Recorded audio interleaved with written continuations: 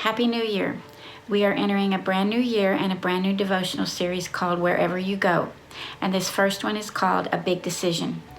So we are about to walk into a brand new year, another walk, another place, unknown territory. And some of us are discouraged because of the last 2 years.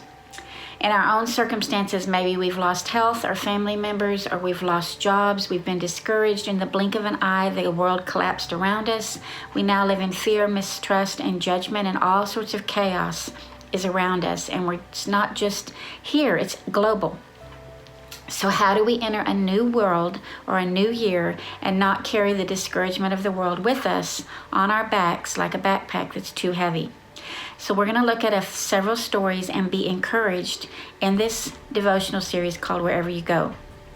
In Deuteronomy 1, it was the 40th year of the children of Israel being in the wilderness. 40 years. And Moses called them together and told them that they had been long enough in the mountain and that they were to move forward to the promised land God had given them. And in verse 21, he reminds the people that God had told them to take the land and not to be afraid and not to be discouraged. And if you know the story, Moses sent in 12 spies. 10 came back with a report that there were giants in the land too big to overtake, and only 2 came back and said that they were well over to take the giants in the land.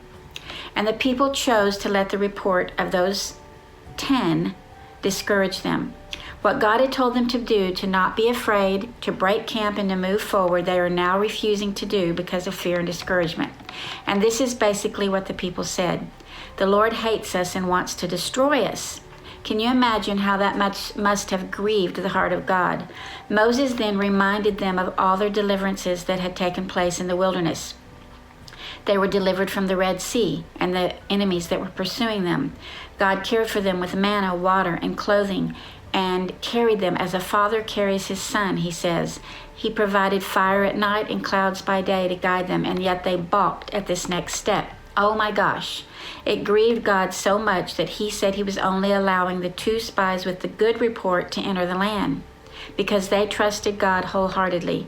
And in verse 40, it says he's going to send the people back to the Red Sea, the place where God parted the waters and destroyed their enemies. And yet all they see is their enemies as being higher than God. In verse 43, these people are called arrogant. So what was their arrogance? They said they knew better about the land that God had promised them, better than the word that God had given them. Seems like a harsh story, but we all do this. We've journeyed so long, we've seen God move over and over in our lives, and yet here we stand on the precipice of another crossing, and we tremble in fear and discouragement. The people wanted to see where God was leading them, make their own judgment of the place that they were going to, and observe the giants before they were willing to trust that God and take a step. And that was called arrogance.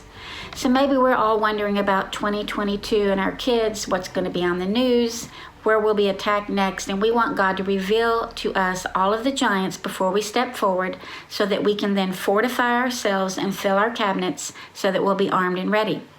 But that's never been God's way. He requires that we listen to his directives and move forward in the strength of his character that's already been revealed in the years before.